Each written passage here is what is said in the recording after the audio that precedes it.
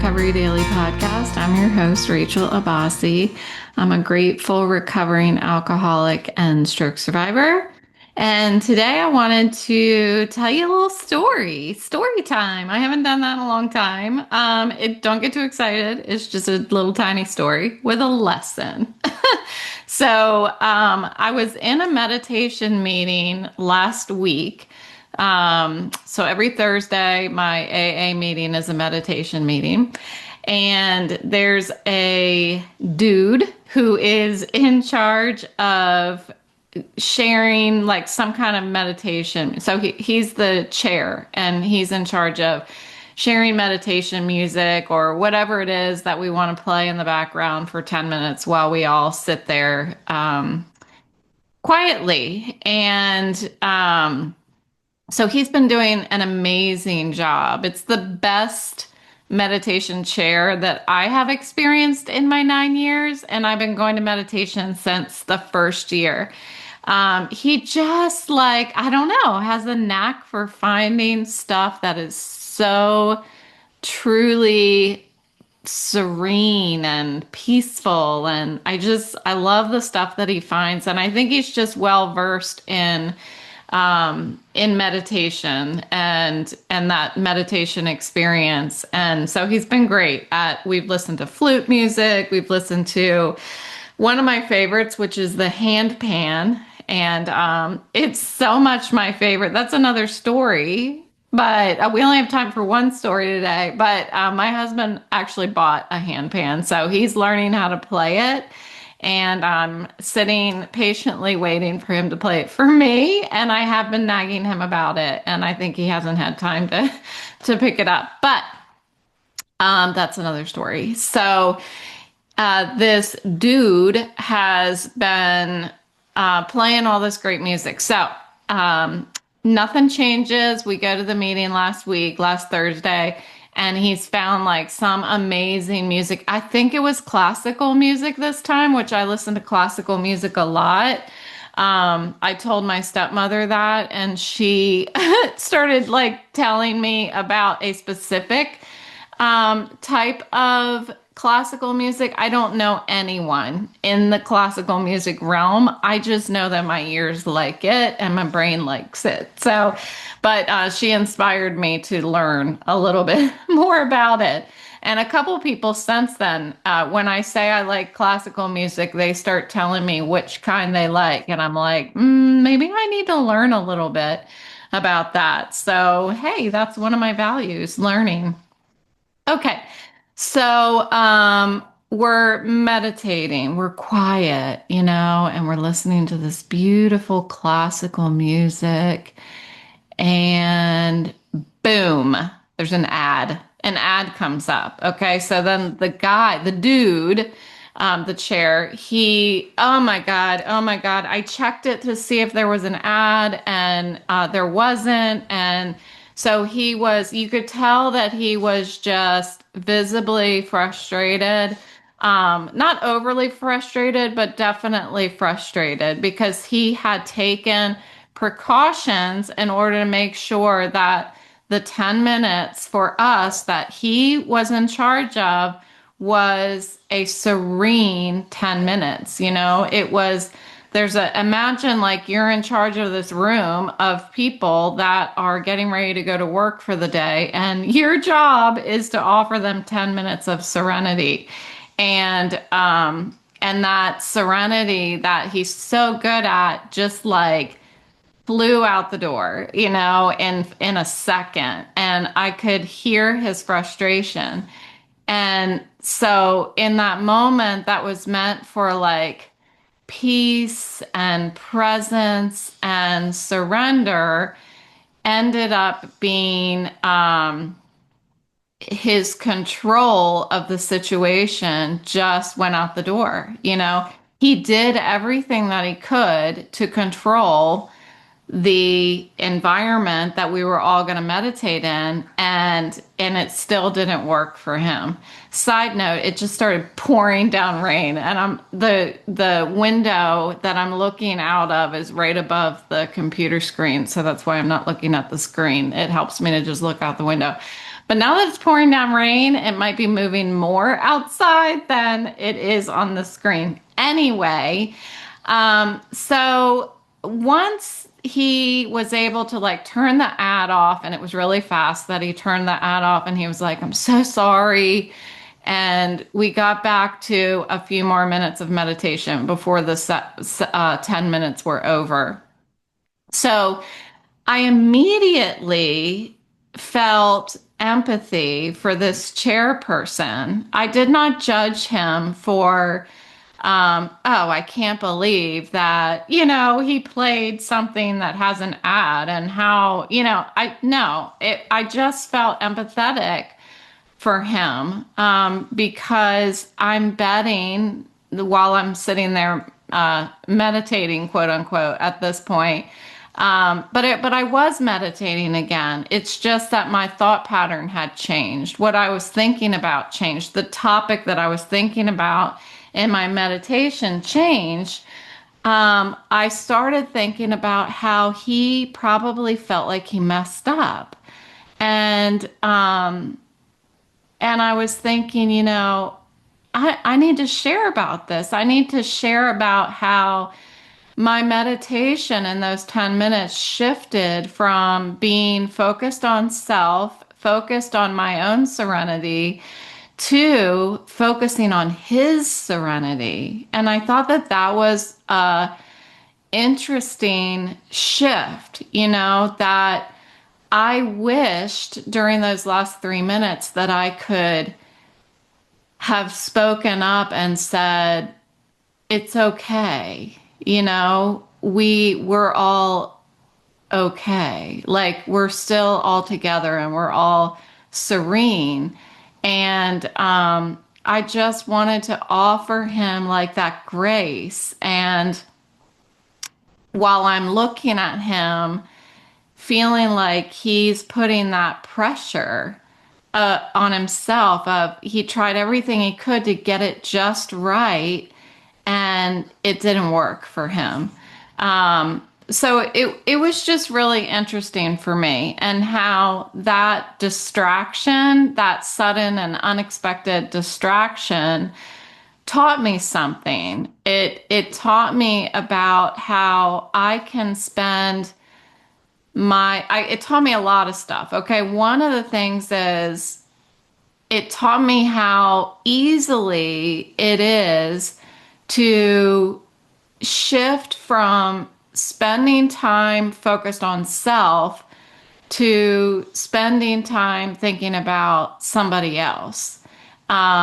Spending time thinking about returning to my own breath and returning to my own stillness and thinking about, oh, I hope he is able to return to his breath. I hope he is able to return to his stillness. And that mindfulness in the present moment was, I don't want to say not normal for me, but it stood out to me that I was actually very, very present in the moment as it was, including the disruptions. I didn't let the disruption disrupt my peace. I only allowed it to adjust my thinking. I only allowed it to be a part of my flow of thoughts, and I could either accept the disruption or spend the next 3 minutes, the rest of the meditation, wishing that that didn't happen. Wishing that, like looking back and being like, that could have been a really great 10 minutes, but it got screwed up. So, oh well, the whole thing is screwed up, right? The whole meditation time was not perfect. And what I chose to do was surrender to the situation as it is. And how many times does that happen in life? That's the whole, I guess I was just in the mood that day to stand back and look at what was going on from a bird's eye view. And that's what it felt like. I started thinking about how many times in my life do I go into something thinking that it's going to happen this way, and then there is a disruption, and then I don't accept the disruption and I say, oh, my whole day is ruined, for example. From the standpoint of recovery, it's like, okay, my life was going in this direction, and then there was a disruption, my stroke. Um, I can either, which I did for a little while, I can either look at it as my life is ruined. I can look at it as what's going to happen next. And that's what I'm living in right now, is waiting for the next shoe to drop, the other shoe to drop, like having anxiety about what happened to me and what might happen next. So as I prepare and I plan, things still go sideways. And how do I relax into the disruption and let go of control? And then I can look at it from his perspective, from like he is feeling like he needs to control the environment. Is it possible? Is it reasonable for him to think that he has control of the 10 minutes? No, there are so many things that could happen in those 10 minutes to disrupt what he had planned. We could have a Zoom bomber who goes in and does something extremely disruptive, and that would be a lot harder to recover from than just an ad. But it's no different. The level of disruption that happens in our lives that sends us off course can be little or it can be massive. And regardless of the size and the shape of the disruption, my job is to find a way to accept it. And his job is to find a way to accept it. What I was thinking about, as my thought process kept going, this was a long 3 minutes. Maybe it was more than three minutes.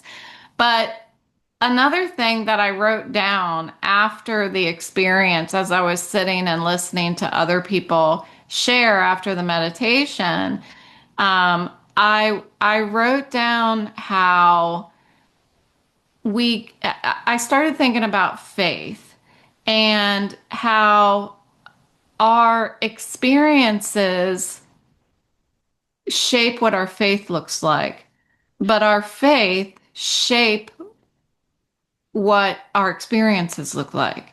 And I think that's because there's two different kinds of faith.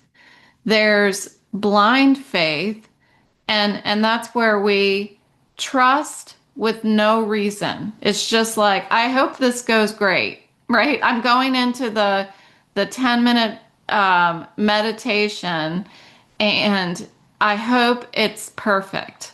I hope I'm serene. And I'm just going to have faith that maybe that'll happen. You know what? I'm going to hope for the best. It is going to happen. And that's blind faith, in a sense, right? And then there is, how many times do I go to this meditation meeting and sit for 10 minutes and not get disrupted? How many times do we have an ad on Thursday meditation meetings? Hardly ever. I think it's happened twice, maybe, but hardly ever. So my lived experience shows me that the odds of this meeting being interrupted and things going sideways are slim. So my lived experience tells me that you're safe, you're comfortable here. It's okay to have faith in the things that you can't control.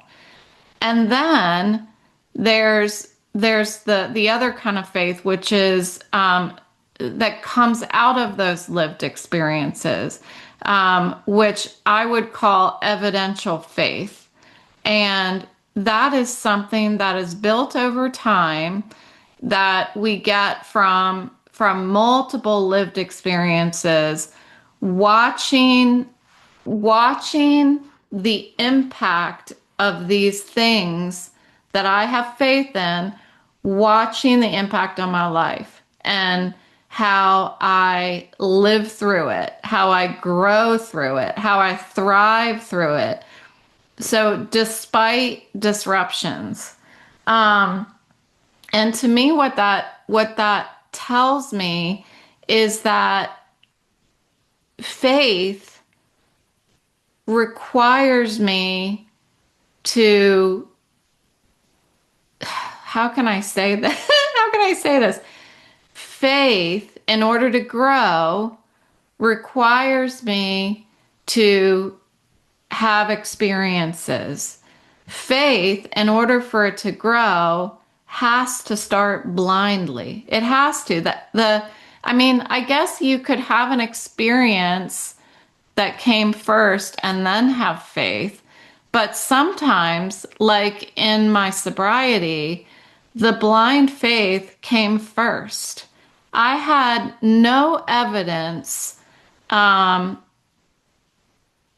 to tell me, honestly, if I'm saying, like, I go into these AA meetings and I was drunk in the beginning, so I was blind, you know. I didn't believe anybody in there was actually sober anyway. So I had to have blind faith in order to start receiving lived experiences. And once I had lived experiences, I started to get evidential faith. The more I put into the program, the more I relaxed into the meditation, if you will, the more evidential faith I had. So I struggle with relaxing into the moment. And that's why I wanted to talk about it today. I struggle with when things don't go my way, when there's a disruption.